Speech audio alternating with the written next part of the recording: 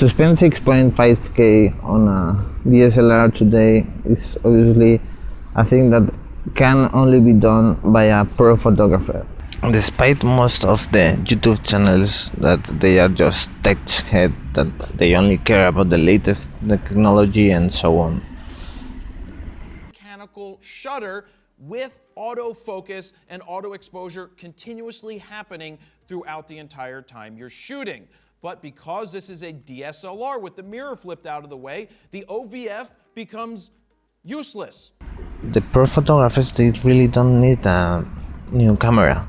So why the heck Canon just is going to release the 1DX Mark III? Just because they have plenty of lenses for this system, the EF mount, and because most of the pro photographers don't want to change, like to be on a new system and so on. If you are a pro photographer and you have spent like 10k or something like that in lenses, or maybe 15k, you don't want to change all your lenses, and although you can adapt your lenses with the mount adapter and so on, it will never be the same. So you have two choices: or keep with the EF mount, or sell all the gear and buy the new lenses, which obviously they are better, but you can't wait until you sell all your EF mount lenses and so on and buy the new ones. Or maybe you have a lot of money and you can do it, but not most of the pro photographers are going to do it.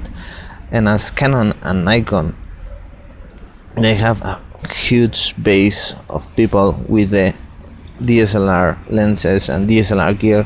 They need to release new stuff for them.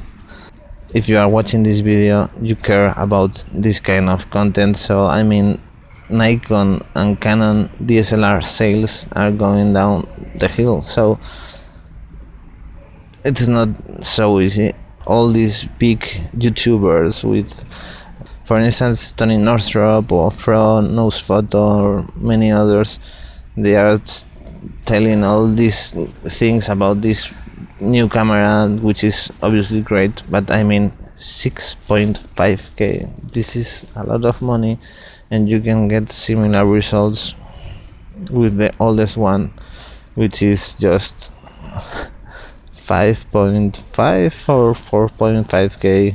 Obviously it's a lot of money, but I mean most of the pro photographers that are looking for this camera, they already have the Mark II.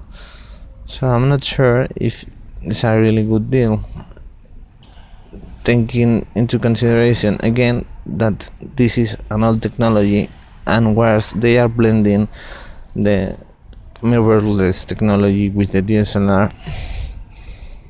If I were a pro photographer in this level and I could manage to buy a new camera, I won't go for the 1DX Mark III. By the way, do what you want with your money, but it's just ridiculous. And if you don't want to change the system, you don't want to go mirrorless, there are plenty of options. For instance, keep with your old camera, that obviously is almost the same, it just shoots a few frames slower. Or maybe you can just I don't know, go all the way to the Sony A9 Mark II, for instance. Well, that's a mirrorless. Oh shit. I mean, just don't buy it, because you will regret in a few years, or maybe 5 years or something like that. You're going to regret, because it's a lot of money, and with 6.5k you can purchase like the 70 to 200, 2.8, the whole Trinity. I mean, the Holy Trinity. And well, not that much, but you can buy two lenses, and if you just want to get one lens, you can, or you almost can pick two lenses, two of the greatest RF mount lenses. So it makes no sense for me. I know that people are not willing to change their comfort zones because it's easier, you know how to put the hands and all that stuff, and you go quickly, you know that this camera it's not going to break soon, and all that jazz, but it's a new technology. It's just for people like they are just already working with a 1DX Mark II, I guess. And seriously, for them, it's not so. I mean, yes, the video features are great.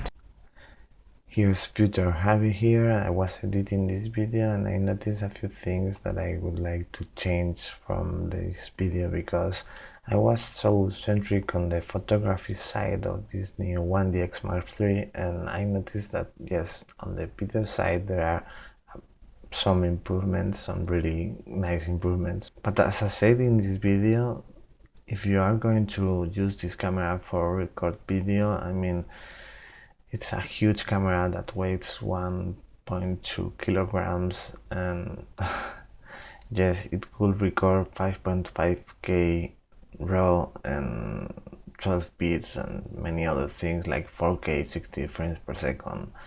But who even cares? I mean, yes, you have dual pixel autofocus, but if you are going to record video seriously, you probably already have a better option to record with higher frame rates, or maybe you have an 8K camera. I mean, for this price, 6.5K is too much. I guess that if you are just a photographer, it's okay, but you already have the 1DX Mark II. If you are going to record only video, you better go with a red camera or something like that with 8K capabilities. I mean, seriously, I think it's just a lot of money. And as I was watching more YouTube videos, I noticed that some of the comments in these videos said that they are just trying to keep some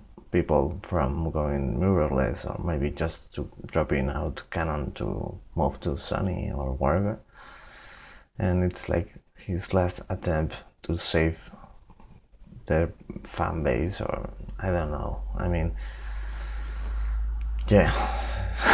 It's kind of, it doesn't make any sense. To conclude, I want to talk about a little video that I saw a few days ago.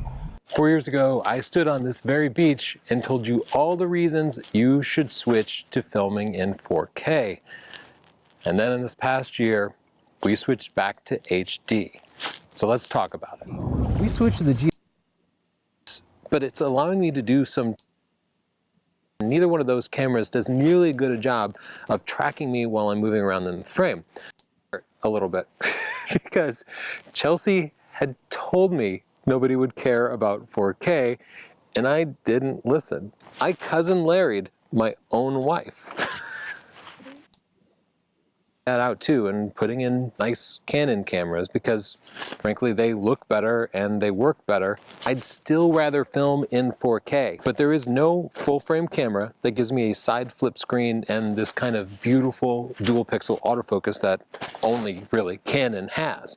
So for the time being, we're continuing with a Canon EOS R and a Canon EOS RP and our variety of nice Canon lenses, and maybe you should consider doing the same. I should clarify, we're not sponsored by Canon or any other camera manufacturer. We do this so that we can remain unbiased. And when I tell you that the Canon EOS R, with its single card slot and no full width 4K and fairly limited lens selection, when I tell you that I think it's the best camera for vloggers who are filming themselves, you can trust me. I mean that, and I'm learning it from experience. He was speaking about the 4K and that most of the people don't even care if they use 4K or HD, I mean full HD and so on.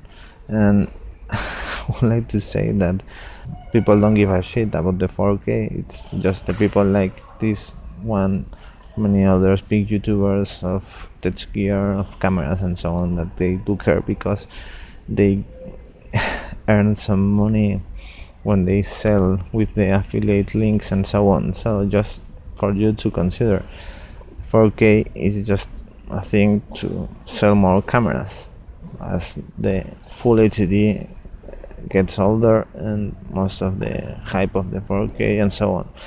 But for Tony Northrup, I would like to tell you that 4K also is useful for YouTube algorithm. It just bumps your numbers. So if you shoot in 4K, you are going to get more views, more likes, and then also more people is going to subscribe to your channel. So for the rest of the humans that won't have 1 million subs, it's quite necessary and important and a must-have to shoot in 4K. Just in your case that you are already famous, that you don't give a shit for the 4K, I mean, like for the YouTube algorithm, I would like to say. So that's all for today's video. It's just a little bit of food for thoughts that I come across with these two videos that, as I said, I'm going to link here on the cards. I hope that you enjoyed this video. In this case, give me a thumbs up. If you don't, I'm so sorry, nobody's perfect. Give me 2 thumbs down and we are done. So subscribe to my channel, subscribe to my channel, and see you later. Cheers.